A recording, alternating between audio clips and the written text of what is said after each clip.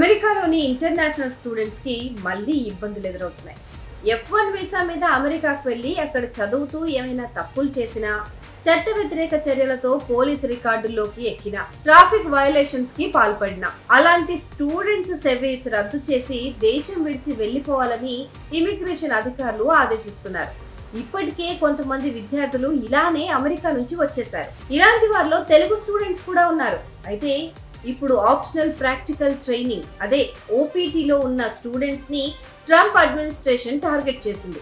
చాలా మంది విద్యార్థులకు US immigration and customs enforcement నుంచి ఈమెయిల్స్ వచ్చాయి. ఈ ఈమెయిల్స్ ద్వారా లెటర్స్ కూడా పంపిస్తున్నారు. సెవిస్ రికార్డులను రద్దు చేస్తామని, తద్వారా దేశం నుంచి బహిష్కరణకు గురయ్యే అవకాశం ఉందని ఈ లెటర్స్ ద్వారా బెదిరిస్తున్నారు. అసలు ఎందుకు ఈ సెవిస్ రద్దు చేస్తామని అంటున్నారు? డిపోర్టేషన్ ఎందుకు చేస్తామంటున్నారు? ఆ విషయాలన్నీ ఈ వీడియోలో తెలుసుకుందాం.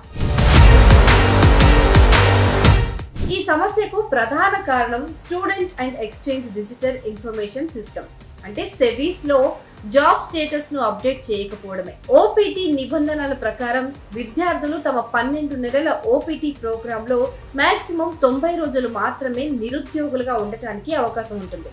అంటే ఒక విద్యార్థి ఓపీటీ ప్రోగ్రామ్ ద్వారా ఒక కంపెనీలో ఉద్యోగం సంపాదించాడు. ఓ 3 నెలలు అక్కడ పనిచేశాడు. కానీ అతడికి ఆ ఉద్యోగం నచ్చక మానేశాడు. మళ్ళీ వెంటనే మరో ఉద్యోగం వెతుక్కోవాలి. దీనికి కొంత సమయం పడుతుంది కదా. ఆ రోజులను లెక్క కడతారు.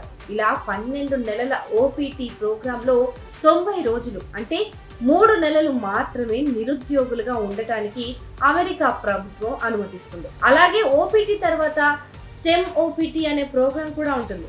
ఈ ప్రోగ్రాం ద్వారా విదేశీ విద్యార్థులు మరో 2 సంవత్సరాలు అమెరికాలో ఉద్యోగం చేయొచ్చు. ఈ 2 ఏళ్లలో 60 రోజులు మాత్రమే నిరుద్యోగులుగా ఉండటానికి ఛాన్స్ ఉంటుంది. అయితే ఒక స్టూడెంట్ ఓపీటీ ప్రోగ్రామ్ లో ఉంటే తాను ఏ కంపెనీలో వర్క్ చేస్తున్నాడు అనే విషయాన్ని సెవిస్ పోర్టల్లో అప్డేట్ చేస్తూ ఉండాలి. ఇలా చేయడం ద్వారా అతడు ఎన్ని రోజులు ఖాళీగా ఉన్నాడు అనే విషయాన్ని ప్రభుత్వం గ్రహిస్తుంది. కాకపోతే చాలా మంది విదేశీ విద్యార్థులు ఈ సెవిస్ పోర్టల్లో అప్డేట్ చేయడం లేదు. అందుకే ఇమిగ్రేషన్ అండ్ కస్టమ్స్ ఎన్ఫోర్స్మెంట్ రంగంలోకి దిగింది. సెవిస్ పోర్టల్లో రిజిస్టర్ అయిన విదేశీ విద్యార్థులందరికీ మెయిల్స్ ద్వారా లెటర్స్ పంపిస్తోంది. సెవిస్ పోర్టల్లో జాబ్ స్టేటస్ కు సంబంధించి ఇన్ఫర్మేషన్ లేకపోతే ఆ స్టూడెంట్ సెవిస్ రికార్డు రద్దయ్యే అవకాశం ఉందని హెచ్చరిస్తుంది. జాబ్ స్టేటస్ ను అప్డేట్ చేయని స్టూడెంట్స్ తమ నిరుద్యోగ పరిమితిని మించిపోయారని అధికారులు భావిస్తారట. కాబట్టి ఇక అమెరికాలో ఉన్నది చాలే అని ఇంటికి పంపించేస్తారట.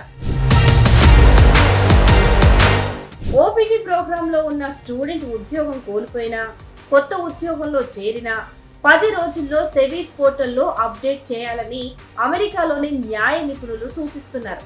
ఒకవేళ ఎవరైనా ఇప్పటికీ సెవిస్ పోర్టల్లో జాబ్ స్టేటస్ ను అప్డేట్ చేసుకోకపోతే వెంటనే చేసుకోమని చెప్తున్నారు. ఒక విదేశీ విద్యార్థి అమెరికాలో ఏ కాలేజీలో చేరినా సరే అక్కడ ఒక డెసిగ్నేటెడ్ స్కూల్ అఫీషియల్ డిఎస్ఓకి రిపోర్ట్ చేయాలి. మనకు ఎలాంటి సలహాలు సూచనలు కావాలన్నా డిఎస్ఓనే ఇస్తారు. మన సెవిస్ రికార్డు కూడా ఆయనే పర్యవేక్షిస్తూ ఉంటారు.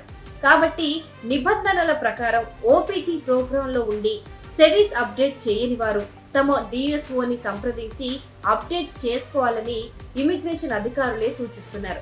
ఇది కూడా చేసుకోకపోతే డిపోర్టేషన్ నుంచి తప్పించుకోవడం కష్టమే అవుతుంది. ఇక అమెరికాలోని ఇంటర్నేషనల్ స్టూడెంట్స్ లో భారతీయుల సంఖ్య చాలా ఎక్కువే. 2022-23 అకాడమిక్ ఇయర్ కి ఓపెన్ డోర్స్ ఇచ్చిన రిపోర్ట్ ప్రకారం అమెరికాలో 2,70,000 మంది భారతీయ విద్యార్థులున్నారు. 69,000 మంది భారతీయ విద్యార్థులు ఓపీటీ ప్రోగ్రామ్స్ లో ఉన్నారు. అంటే ఇప్పటికీ వీరిలో చాలా మంది ఓపీటీ, స్టెమ్ ఓపీటీ ప్రోగ్రామ్స్ లో ఉండే అవకాశం ఉంది.